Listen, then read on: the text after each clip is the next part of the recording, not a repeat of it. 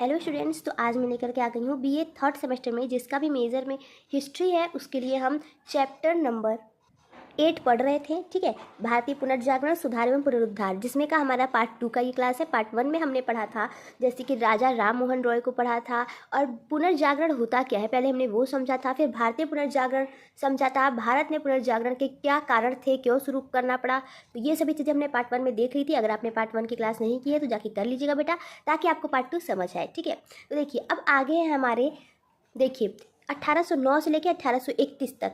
ठीक है, Henry Louis Vivian Derozio. ठीक है, तो देखिए अब इनका क्या है। तो देखिए जब भी भारत में सामाजिक और धार्मिक या फिर राजनीतिक एवं आर्थिक पुनर्जागरण की बात होती है ना, तो सर हेनरी विवियन डिरोजियो का विशेष नाम लिया जाता है। ठीक है, क्यों लिया जाता है अभी हम आगे समझेंगे। देखिए अब देखिए उन्होंने यंग बंगाल आंदोलन शुरू किया था। ठीक है, पहला मोस्ट इंपॉर्टेंट पॉइंट कि उन्होंने जो बंगाल है आंदोलन शुरू किया था। वह उग्र विचारों के प्रभावशाली एवं प्रतिभाशाली व्यक्ति थे। ठीक है, और 1826 में मात्र 18 वर्ष की ही आयु में, यानी जब वो सिर्फ 18 साल के थे तो वे कलकत्ता हिंदू कॉलेज में शिक्षक बन गए।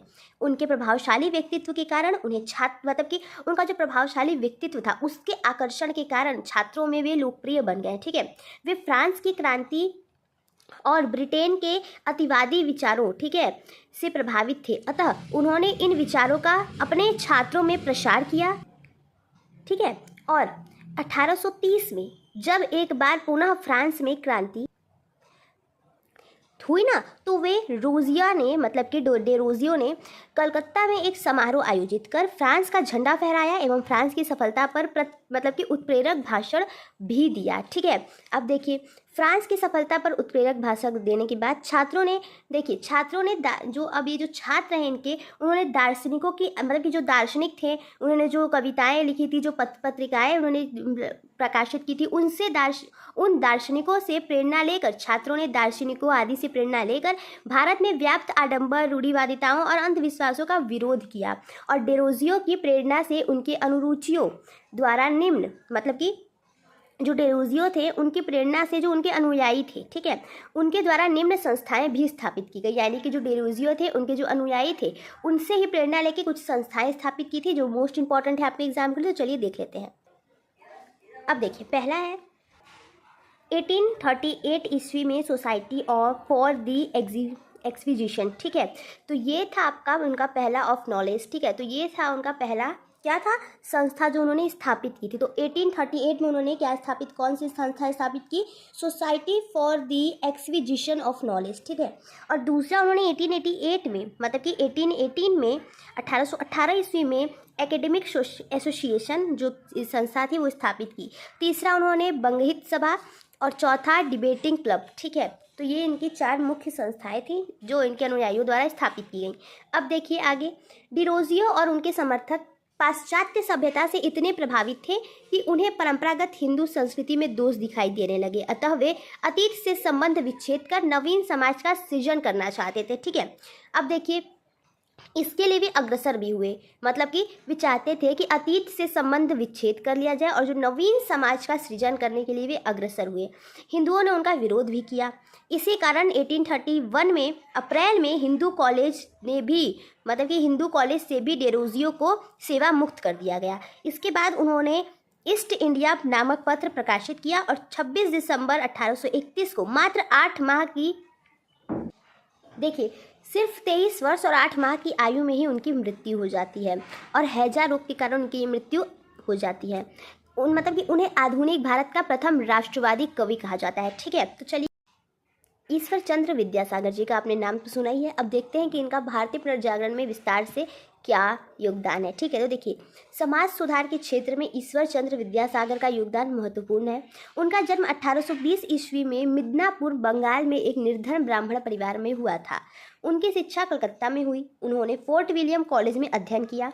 वे कुशाग्र तथा प्रतिभाशाली व्यक्ति थे। उन्होंने संस्कृत कॉलेज में शिक्षण का कार्य भी किया। ठीक है, और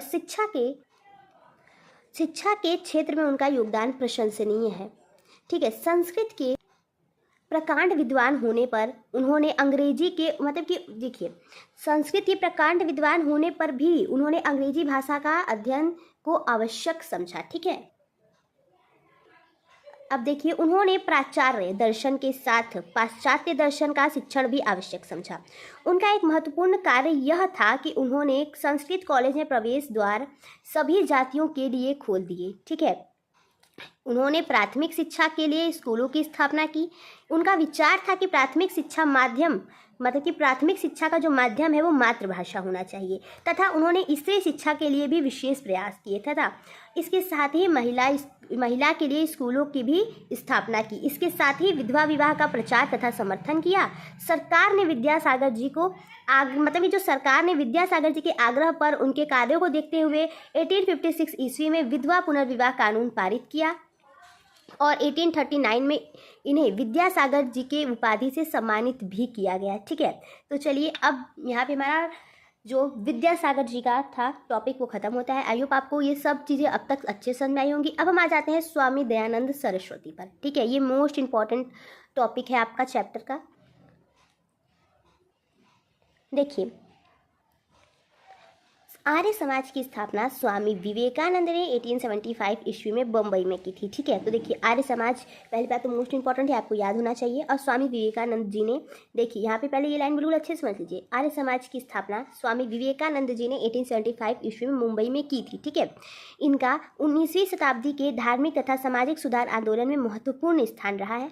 ये कहना कठिन है कि आर्य समाज के आंदोलन पर पाश्चात्य प्रभाव जो है वो कितना था, पर निश्चित ही यह पाश्चात्य विरोधी ही था और इसकी प्रेरणा भारत की प्राचीन परंपरा तथा आदर्श था। ठीक है, यह आंदोलन शुद्ध वैदिक परंपरा पर आधारित था। स्वामी विवेकानंद ने 2 मुख्य संदेश दिए, ये मोस्ट इंपॉर्टेंट है बेटा, आपको याद रखना है। ठीक है, स्वामी विवेकानंद के 2 मुख्य संदेश क्या थे? पहला कि वेदों की ओर लौटो और दूसरा भारतवासियों के लिए। ठीक है, स्वामी दयानंद का कि वास्तविक नाम जो है वो मूल शंकर था। ठीक है, स्वामी दयानंद का जो वास्तविक नाम था वो मूल शंकर था। ठीक है, उनका जन्म 1824 ईस्वी में गुजरात के मोरबी रियासत में एक ब्राह्मण परिवार में हुआ था। ठीक है, उनके पिता अंबा शंकर जी स्वयं वेदों के प्रकांड विद्वान थे।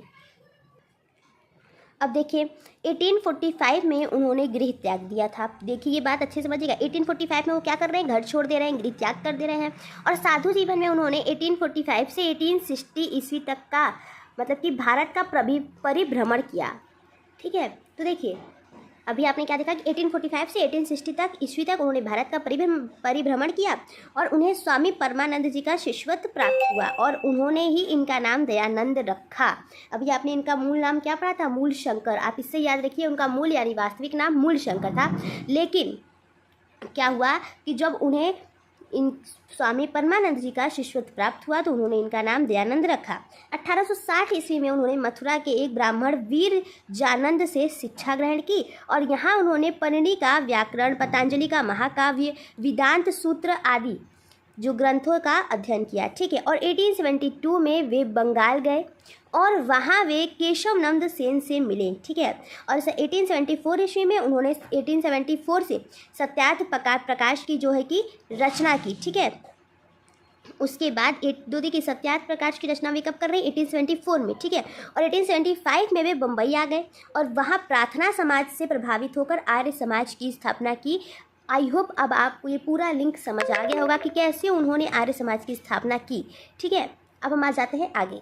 ये बात याद रखिएगा कि जो उनका मूल नाम था क्या था? मूल शंकर था, और जो उनका दयानंद सरस्वती नाम था उनके शिष्य स्वामी परमानंद ने उन्हें जब वो स्वामी परमानंद के शिष्य बने तो उन्हें प्राप्त हुआ। ठीक है, उन्हें दिया स्वामी परमानंद ने। ठीक है,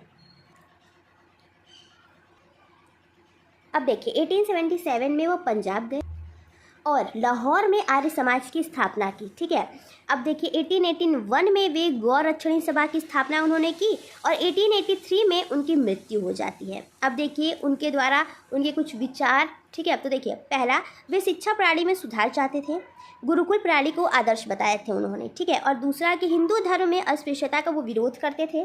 तीसरा, मूर्ति पूजा का वो विरोध करते थे।